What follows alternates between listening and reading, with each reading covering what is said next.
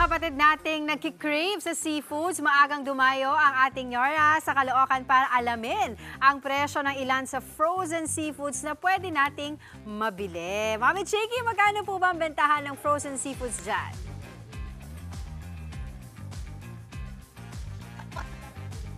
Mami Chiki!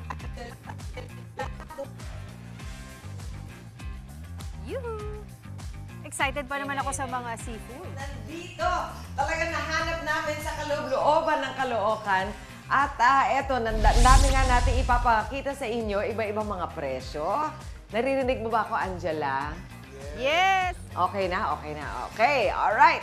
So, umpisahan natin. Maglistahan tayo, ha? Sa tuna belly, nasa 370 per kilo tayo. Tuna pa nga, regular, nasa 250 per kilo. Ang tuna tail, nasa 200 per kilo. Tuna cubes, 430 per kilo. Tuna portion, 420 per kilo. Ang salmon whole, nasa 670 to 690 per kilo. Ang salmon head, nasa 210 per kilo. Ang salmon loin, 1,250 per kilo. Ang salmon steak, 890 per kilo. Salmon belly, 420 per kilo. Ang salmon fillet, nasa 990 to 1,120 per kilo. Ang squid lumot, nasa squid naman tayo ngayon, 550 per kilo. Squid rings, 250 per kilo. Squid flour, 280 per kilo. Squid tube, 295 per kilo. Ang golden pompano, sa 310 per kilo. Cream dory, 190 per kilo. Ang half-shell scallop, 270 per kilo. Peeled shrimp, 460 to 510 per kilo. Ang nobashi shrimp, 350 to 350 per pack. At ayun, nasulat mo ba yun, Angela? Lahat. Dahil dito po sa Tuna Pleasure Seafood Store, ang price adjustment ay medyo konti lang at depende lang naman yan sa importer. Pero ang balita natin, hindi natin masyadong mararamdaman. Medyo good news at ibibigay sa atin ni Janina. Halika, Janina. Siya ang business owner dito sa Tuna Pleasure Seafood. Ako talagang pleasure para sa akin ito. Dahil napakahilig ko dito sa salmon, lalo na yung mga fresh na sashimi. Nabanggit ko nga, Janina, na depende yan sa importer kung magkataas mo ba ang presyo para sa atin. Opo, hindi naman kami nagbabago hanggat hindi sila nag-a-adjust ng price. So, nakadepende po kami sa kanila. Kamusta ang kanilang mga binabatong presyo sa inyo these days? So, okay naman. Wala namang changes. Buti naman, so parang in the world market, medyo stable, ano? Stable po. Oo, alam mo, ang ganda ng mga produkto mo. Ito, tinan mo, nakikita nila to sa harap nila. Napakalaking salmon pala Salmon to. po. Ito nasa, tignan natin, sabi ng timbangan mo, nasa 5.5 kilos. So, kung bibili kayo ng ganito, naku, ito ang ihahanda ninyo sa inyong hapag. Sa mga 3.5, mga ganyan. Ganyan po. 670 per kilo. Chilean po ito. Chilean. So, meron din kami Norwegian, 690 per kilo po. So, yun. So, ang mga produkto dito ay lahat imported. At alam natin, ang salmon, yun ang Norwegian galing sa Norway, pero meron din pala sa Chile na mas mura ng konti. Makakatipid kayo. Meron bang difference nung lasa or nung kalidad? Wala naman eh. Ang difference lang nila is yung origin po, yung pinanggalingan niya. Pero same taste lang po. So maghanap kayo, magtatanong kayo. Alam, magagawin ko yan. Titikan mo ko yan today. Hihingin ko talaga yung Chilean salmon para tingnan ko kung pareho lang ang lasa at makakamura kayo talaga. Opo. Sa ulit, ang difference ng Norwegian at saka ng Chilean in terms of kilo. 20 pesos po. 20 to 30 pesos. Kasi malalaki ang bilihan yan, di ba? So, magandang presyuhan yan din. Pero kung yung budget ko, hindi masyadong carry yung salmon, pero gusto ko din ng imported na isda, yung hindi nakahanap dito dahil special location. Anong maganda? Anong mga pwede mo i-recommend? Itong salmon portion po, pwede ito pang personal consumption. Okay. O pwede siya pang bake, pwede pang fry. Pwede din siya sa air fryer. Yun, tapos nilalagyan mo ng gulay-gulay sa side. Opo. Diyos ko, ang laki nitong Squid flour po. Mamaya, isa-isahin natin ito. Dahil alam mo nga, sabi mo, most of these, ang mga kliyente mo usually ay yung may mga tindahan at may mga restaurant. Restaurants and resto bar po. Pero pwede rin yung mga Pwede nasa rin bahay. personal Tuturuan consumption. ko mamaya kung anong magandang Opo. bilhin, ha? Okay, babalik kami dito. Angela, back to studio. Maraming salamat po, Mami Chiki! Sa mga lalabas po ngayong araw para mamili ng seafoods, alamin po natin ang ilang tips kapag bibili ng mga ito. Live pa rin po mula sa Caloocan ng ating Yora, Mami Chiki. Ano po bang pwede nating ma-share na tips sa mga kapatid natin dyan? Yes! Angela, good morning kapatid. Good morning sa inyo sa studio. Balik kami dito sa Caloocan kasama si Janina at si Mary Jane. Sila po mga eksperto pagdating sa frozen seafood. Dahil ano po, ito si Janina, nagsimula siya bilang hindi siya original distributor ng mga frozen seafood. Tagakain lang siya ng tuna. Paborito mo lang yata yung tuna noon. O tapos? Ano siya, usually ito, hinahanda lang ito yung birthday ng husband ko. Oo. Tapos yun nga, ang dating business namin is travel agency.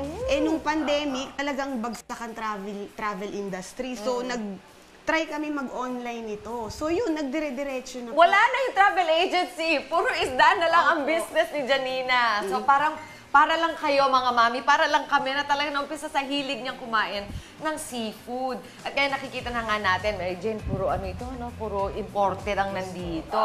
Okay, turuan natin sila kung ano ba yung magagandang mga, halimbawa sabi nga natin kanina, kung kasi medyo mataas sa budget ang salmon. Kung tuna, mas mura ng konti. Mas mura po ng konti. Sige, nakikita ko dito, ito yung mga ino-offer nyo na parang cubes. Ano ba pwede lutuin sa ganito? Sisig or kinilaw po. Uy, sisig! Tapos yung okay lang yung kailangan, hindi na linuluto yun, di ba? Hindi na po, suka lang. Oo. So magkano ulit mga pack ng ganito? 500 grams po ito, pero ang per kilo po niya is 430. Oh, mas mura talaga siya kaysa sa salmon. Pero kung gusto niyo naman ng salmon na ayaw niyong bilhin yung fillet, ikaw, anong gusto mo dito? Ito? Okay, sige. Si Salmon Mary steak. Jane, mamaya tatanungin. May tatanong sa'yo dyan mamaya. Diyan ka lang, Mary Jane. Magkano naman itong mga salmon steak? Salmon steak, 890 per kilo. 890 per kilo. Mas mura na kung bahagya kaysa dun sa fillet, di ba? Opo, kasi yun talagang main part po ng salmon, Oh, yung fillet. ano magandang luto sa ganito? Parang pwede pang sigang mate. Pwede po, pwede pang sigang, pwedeng i-fry din, pwede din pong grilled.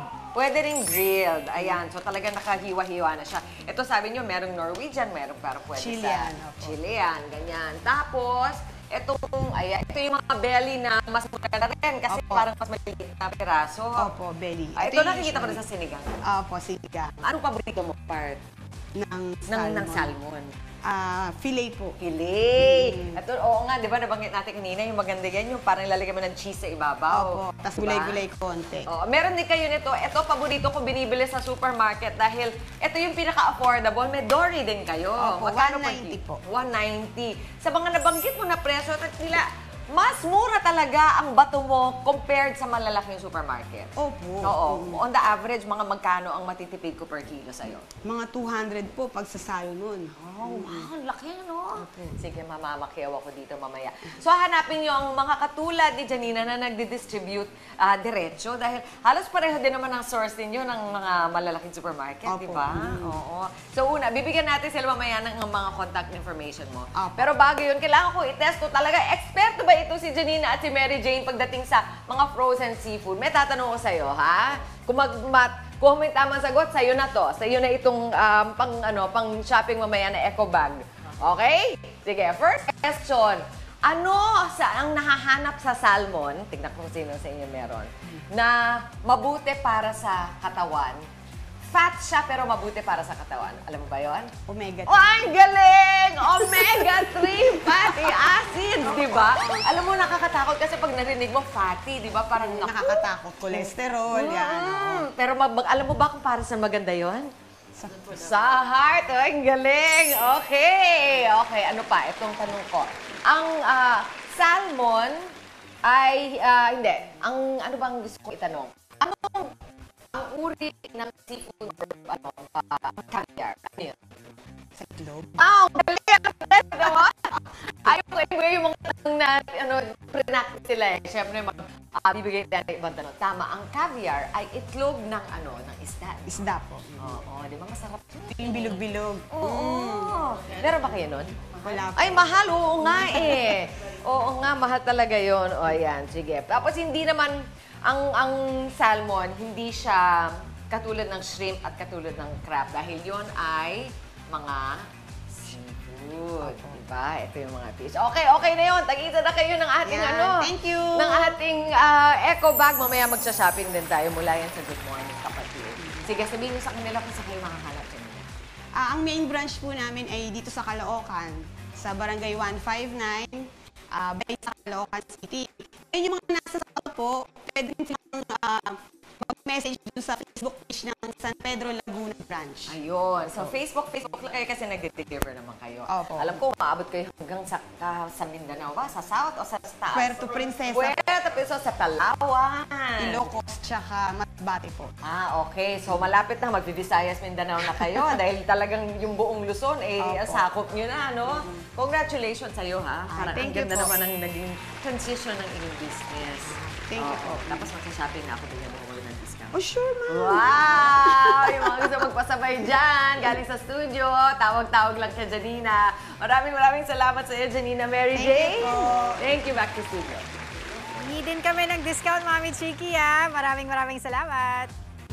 Mga kapatid, Chiki Roa Puno po. Simulan ang inyong araw na puno ng impormasyong kapaki-pakinabang. Sama na sa isang makabuluhang umaga. Tumutok at mag-subscribe sa social media pages ng News 5.